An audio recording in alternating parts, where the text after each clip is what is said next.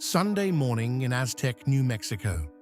Inside a remote home, two brothers, Tyler and Eli Chaffen, sit in their living room playing video games and watching gun-related videos online.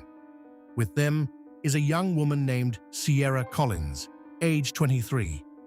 The atmosphere seems casual, ordinary even, but what happens next will change everything. Sierra's phone buzzes with an incoming message. She reads it, and something shifts. She stands up, looks at the brothers, and tells them they're going for a ride. She instructs them to bring their guns. 2 hours later, a man will be dead. 2 hours later, in a quiet trailer park, residents hear 4 sharp gunshots echo through the area. When they rush to their windows, they see a man lying motionless in a growing puddle of blood. A white SUV speeds away from the scene. Within minutes, frantic 911 calls flood in from terrified witnesses. The victim is 37-year-old William Johnson, a father of 2 known locally as Bubba. He's been shot multiple times and lies dead in his own front yard. Officers arrive within minutes, finding William's body lying face down with multiple gunshot wounds. Nearby residents gather outside, unaware of the danger that may still be present. Police immediately search for witnesses and get their first major lead. A white Chevy Blazer with gold trim was seen speeding away right after the gunshots. They also notice something disturbing about the wounds. The shot pattern suggests this wasn't a chaotic fight, but a calculated execution. William appears to have been shot while trying to run away, then finished off with a close-range headshot while already down. Officers speak with neighbors who identify the victim as William Johnson, known around the area as Bubba. They also learn about a young woman named Sierra Collins, who had been living with William and often argued with him. Neighbors describe a volatile relationship.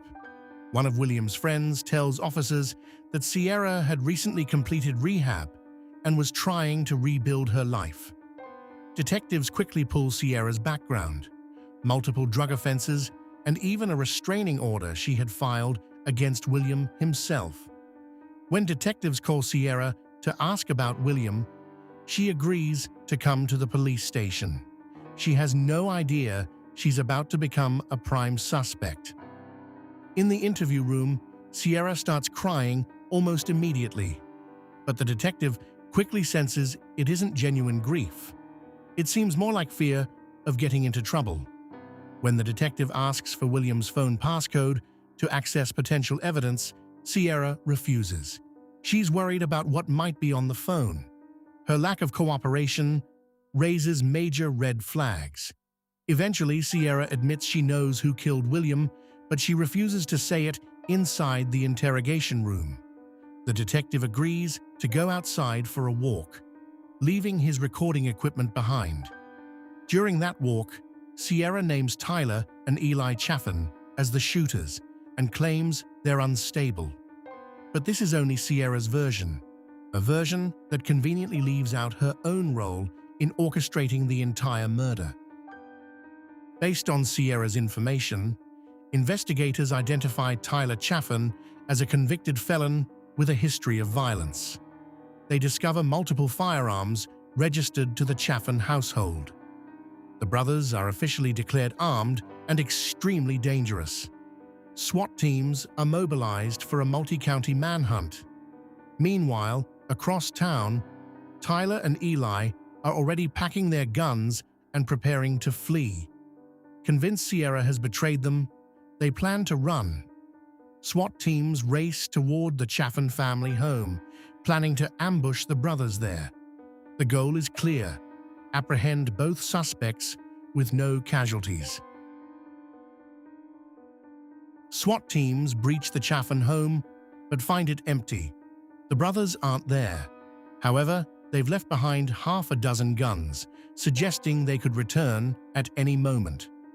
Suddenly, officers spot a white SUV matching the suspect vehicle description, approaching the house. They draw their weapons and prepare for a potential shootout. The vehicle is stopped, and both Tyler and Eli are arrested without resistance. An AR-15 rifle is found in their car. The brothers are placed together in the same police vehicle, a deliberate move. The car is equipped with hidden microphones that might capture them coordinating their story. At the police station, the brothers are separated immediately. Detective Decker begins with Eli, the 19-year-old younger brother who allegedly pulled the trigger. But Eli immediately makes an unusual request. He wants his mother present during questioning. This baffles Detective Decker. Eli is legally an adult, yet insists on having his mother there. Decker knows this is risky. Any parent with basic instincts would tell their kid to ask for a lawyer immediately. But with no other choice, he calls Tiffany Chaffen and asks her to come to the station without explaining why. With his mother present, Eli begins to open up. He claims they only went to William's house to retrieve Sierra's phone. But when they arrived, William came out screaming and approaching their vehicle. Eli says he got out with his rifle to warn William to stop. Tyler also got out with his handgun. According to Eli, William hit Tyler in the head, they fell to the ground wrestling, and William went for Tyler's gun. Fearing for his brother's life, Eli fired. He shot William to protect Tyler. As Tiffany listens, the color drains from her face.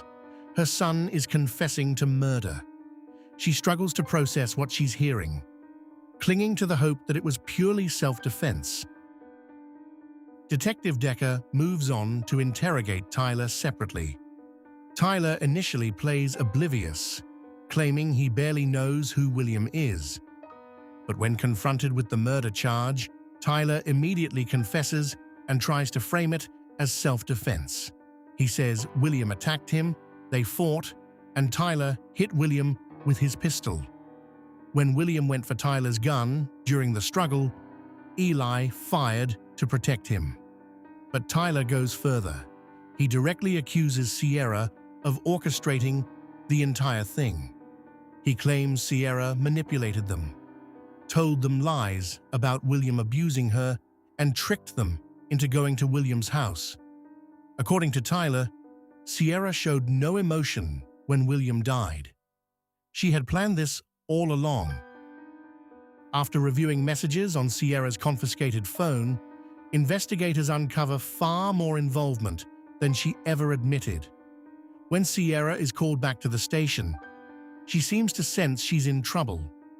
She asks the detective to turn off his body camera, apparently forgetting about the camera in the interview room. This becomes the last known recording of Sierra alive. Detective Decker confronts her with the evidence. Text messages, planning the attack, coordinating the trip to William's house. Sierra continues insisting the brothers were just unstable and wanted to kill someone. But it doesn't matter anymore. Her phone is filled with incriminating messages she can't explain away. Sierra is placed under arrest for murder. In July 2024, both Chaffen brothers entered plea agreements. Eli pleaded guilty to voluntary manslaughter and was sentenced to 6 years in prison, followed by 2 years of parole. Tyler pleaded no contest to second-degree murder and received 15 years in prison, also followed by 2 years of parole. But before they could face trial, something shocking occurred. In September 2024, while being held at the detention center, Sierra suffered a severe medical emergency. The facility couldn't provide the level of care she needed. She was transferred to a regional medical center with limited brain function, where she died shortly afterward. The woman who manipulated 2 brothers into committing murder would never face justice in court. Lost in this tragic story is William Johnson, a 37-year-old father of 2 daughters, known as Bubba, in his community. Whatever his struggles or flaws, he didn't deserve to be executed in his own front yard. His daughters grew up without their father because of a manipulative woman's scheme and two brothers' terrible decision to pull the trigger. This case reveals the deadly consequences of manipulation combined with impulsive violence. Sierra Collins orchestrated a murder, weaponizing two brothers against her ex-boyfriend. The Chaffen brothers, whether manipulated or willing participants, made the choice to bring loaded guns and pull the trigger. A father died. Two young men will spend years in prison. And the manipulator herself escaped judicial punishment through death. In the end, there are no winners, only victims, broken families, and lives destroyed by a single day's terrible decisions.